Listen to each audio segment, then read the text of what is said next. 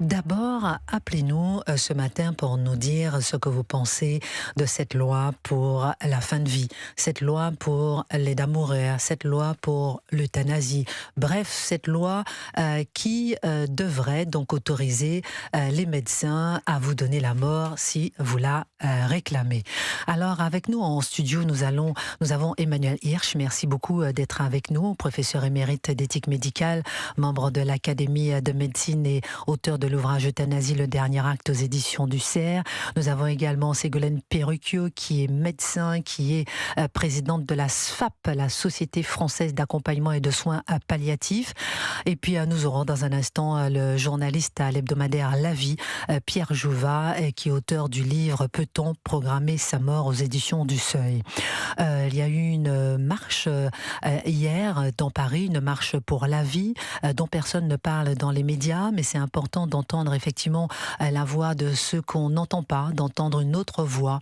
Je rappelle qu'on a entendu on a vu toutes sortes de documentaires sur tous les médias prônant l'aide à mourir, et je n'ai vu un seul documentaire qui est équilibré et qui donne aussi la parole à ceux qui veulent vivre. C'est un documentaire de Bernard de la Villardière, si ma mémoire est bonne, qui n'est passé que sur C8, Feu C8, qui n'existe plus. Aujourd'hui, on va donner la voix à ceux qui veulent vivre pour qu'on puisse bien comprendre. Mais vous aussi, appelez-nous si vous voulez effectivement donner votre avis sur ce sujet. Et oui, vous nous appelez au 01 80 20 39 21. Le numéro est non surtaxé. Avant de donner la parole à nos intervenants, Gabriel Cluzel, Éric Tegner, votre regard sur cette loi qui arrive demain au Sénat sur l'aide à mourir. Écoutez, plusieurs points. Alors tout d'abord, moi j'ai couvert pour Boulevard Voltaire la marche pour la vie hier, et j'ai été très frappée de voir toute une jeunesse qui se préoccupait de ce sujet, parce que je commençais à désespérer. C'est un sujet qui va passer, qui est gravissime. En réalité, c'est presque un sujet ontologique. C'est plus grave que la dette, de mon point de vue. Pourquoi ? Parce que c'est une question de vie et de mort, tout simplement. C'est de cela dont il s'agit. C'est une rupture de notre civilisation. Et je vois que finalement, comme il y a eu un tir d'artillerie qui a labouré le terrain pendant des années des lobbies pro-euthanasie, eh bien, ils sont très peu nombreux ceux qui osent aller contre cette idée, et notamment de voir ces gens très jeunes. Ça m'a, je dois le dire, vraiment frappé. Vous avez raison de le dire, ces jeunes n'intéressent personne. C'est la jeunesse bien élevée, elle a rien cassé, donc visiblement c'est pas du tout couvert par les médias. J'ai vu très peu de médias, à part le micro de quelques micros, voilà, mais très très peu, pas de grands médias mainstream, en tout cas je ne les ai pas vus, et donc je crois que c'est important d'en parler. Et moi, ce qui m'a fait peur aussi, parce que j'ai entendu certains médecins s'exprimer, alors je ne suis pas bien placée, évidemment, je ne suis pas médecin moi-même, mais c'est de voir leur grande détresse, de cette confusion qui arrive entre le soin et donner la mort. Enfin, mais pour eux, c'est le serment d'Hippocrate. Exactement. Donc quand les gens disent c'est un choix individuel, c'est notre liberté, pas du tout. Je crois que c'est un devoir des Français de s'occuper de ces questions, de voir ce qui s'est passé dans les autres pays, quelle boîte de Pandore on a ouverte de cette façon, pourquoi les mutuelles sont si pressées qu'on légalise l'euthanasie. Toutes ces questions-là, je crois que c'est un devoir de citoyen, à minima, de se les poser. Chacun d'y répondre, peut-être, mais au minima de se les poser. On en parlera avec Emmanuel Hirsch et avec Ségolène Perruchio. D'abord, Éric Tegner, vous aussi, vous avez vu cette manifestation pour la vie. Vous êtes pour ou vous êtes contre l'aide à mourir ?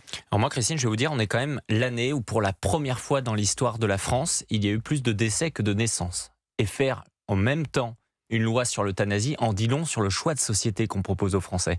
Aujourd'hui, on va bien plus se battre pour essayer de faire ce qu'ils appellent l'aide à mourir. Imaginez quand même déjà cette propagande, c'est-à-dire que la première outil de communication qu'ils ont fait en sorte, c'est euthanasie, ça fonctionne pas, on sort le mot et on met un mot beaucoup plus acceptable dans le débat public. Ce qui montre que depuis le départ, ce débat était biaisé. Et dans le même temps, eh bien, toute cette mobilisation qu'on devrait faire pour avoir plus d'enfants, pour relancer la natalité, ça, on ne le fait pas. Et surtout, je crains, moi, demain, que dans les années à venir, les décennies à venir, il y ait une pression qui soit mise. C'est-à-dire que si vous pouvez décider du jour où vous mourrez, eh bien, finalement, vous allez vous dire, pourquoi est-ce que, alors que je suis un poids pour la société, que le système de la santé va coûter de plus en plus cher, on sait que ça va être un vrai enjeu dans les années à venir, on va vous faire culpabiliser, finalement, de ne pas pratiquer cette euthanasie. Et ça, c'est immense. Et ce qui me désespère, c'est qu'aujourd'hui, en effet, il y a très peu de voix qui disent attention, et je suis ravi que ce matin on en est autour de ce plateau, mais que dans des décennies, on aura à nouveau nos responsables politiques qui, de façon, je le pense, unanime, diront que c'était une erreur.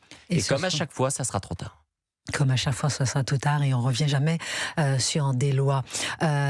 Juste avant d'écouter Ségolène Perruquio, je vais commencer par vous. On va marquer une pause, mais je vais commencer par vous après la pause, puisque vous êtes médecin, vous êtes présidente de la SFAP, la Société française d'accompagnement et de soins palliatifs, parce que les soins palliatifs, c'est ce qu'on, je peux me permettre le mot, oppose face peut-être à ce texte.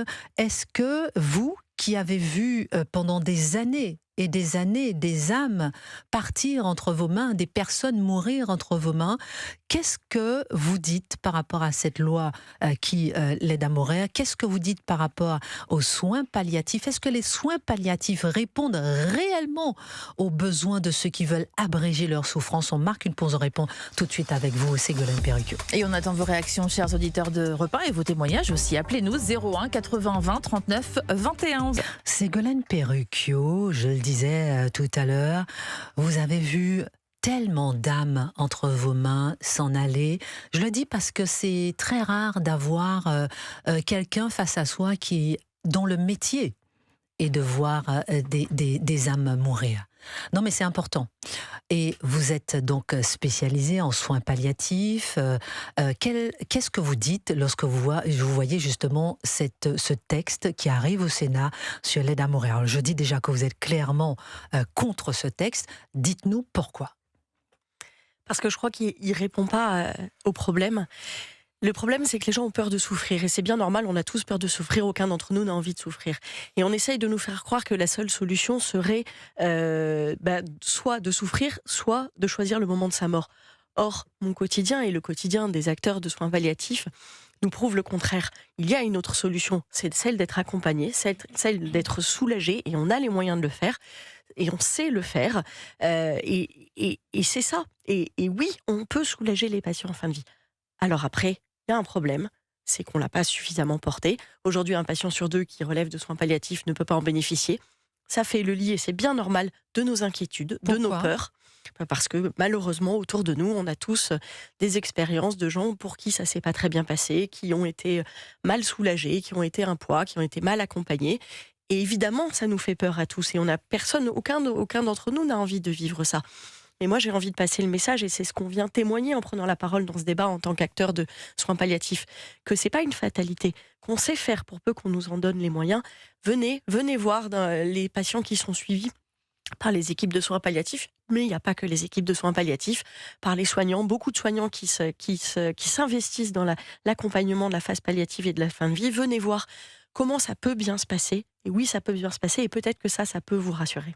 Ségolène Perruquio, dans un instant, on va entrer un peu dans les détails, peut-être pour comprendre qu'est-ce que ça veut dire lorsque vous dites être soulagé. On en parle dans un instant. Emmanuel Hirsch, vous êtes professeur d'éthique médicale, membre de l'Académie de médecine, auteur de l'ouvrage Euthanasie, le dernier acte.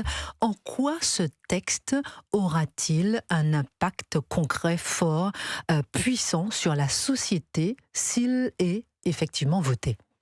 Merci de l'invitation, et merci à Ségolène et à la SFAP d'être ce qu'ils sont. Rappelez-vous, et c'est là la tragédie aujourd'hui que je vis moi à titre personnel en tant que professeur d'éthique médicale, il mérite, c'est l'absence de toute réaction des instances éthiques, alors que, rappelez-vous, le Comité consultatif national d'éthique a lancé la mécanique, puisqu'il a accepté l'euthanasie en 2022. Et donc, immédiatement après, le président de la République lançait sa convention citoyenne. Et lorsqu'on fait de l'éthique, on distingue les conséquences et les finalités. Et aujourd'hui, on voit les conséquences. C'est-à-dire, avant même que la loi soit définitivement votée, les gens sont déjà dans la tête que la loi est votée.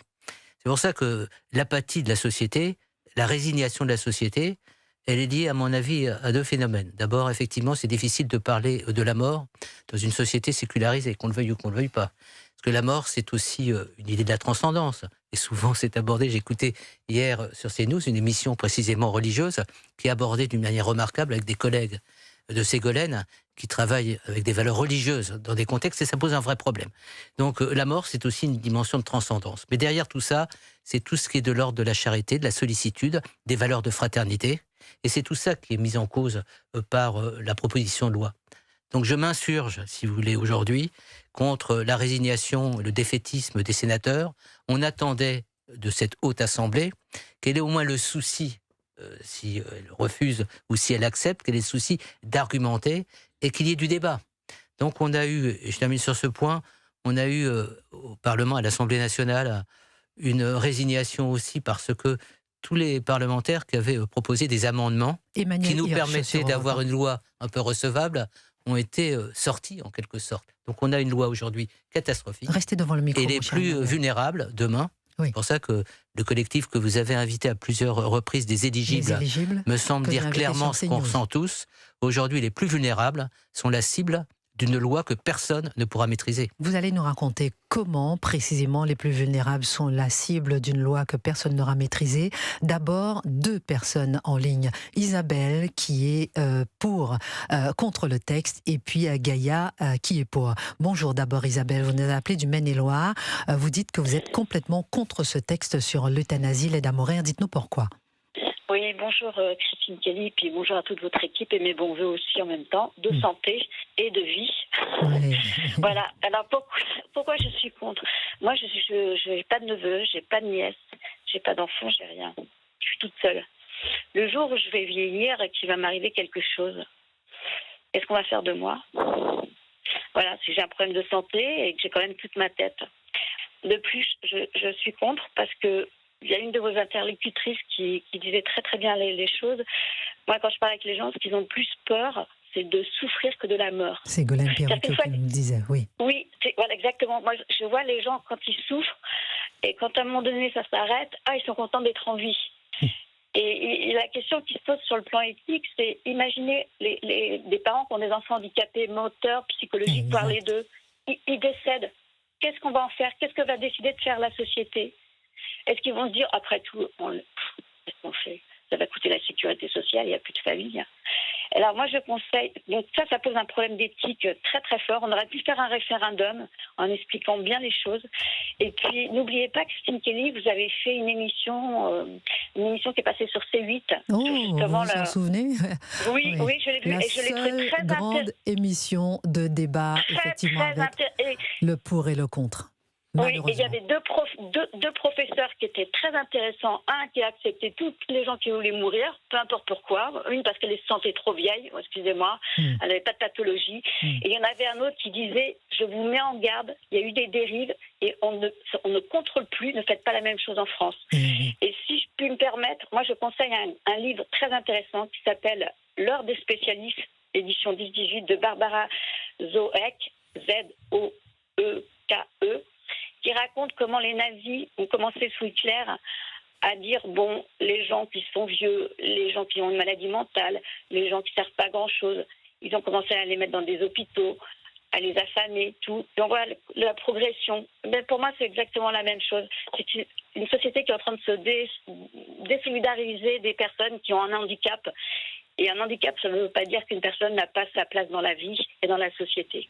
Très intéressant, ma chère Isabelle, et un peu, je rebondis aussi sur ce que disait Eric Tegner tout à l'heure, une société de la mort, une valorisation de la mort, une société effectivement où on ne met plus la vie en avant, et rappelons que dans notre société, tout est fait aujourd'hui pour porter secours, tout est fait aujourd'hui pour aider ceux qui font des tentatives de suicide, tout est fait aujourd'hui pour lorsque vous avez une crise cardiaque devant vous, vous avez un défibrillateur pour pouvoir remettre cette personne en vie.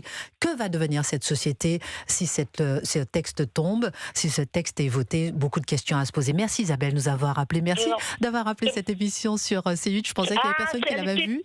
Si, moi alors moi je peux vous le dire, Christine Kelly, j'en ai parlé avec beaucoup de gens autour de moi. Tellement je l'ai trouvée extrêmement brillante. Merci. Voilà. Et vous aviez deux spécialistes sur le même thème, antagonistes, et c'était très intéressant. Il y avait un débat après.